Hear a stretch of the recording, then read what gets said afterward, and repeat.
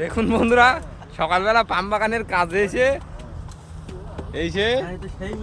কাজ না করে সকালবেলা আগে সবাই ডাব খাচ্ছে। ডাব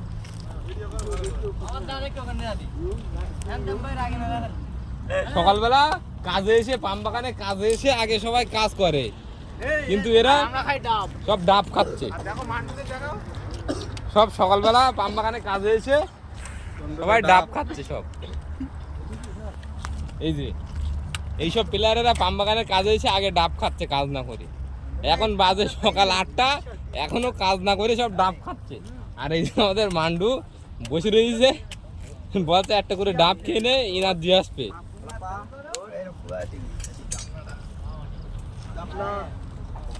এখানে ডাবের পার্টি হচ্ছে।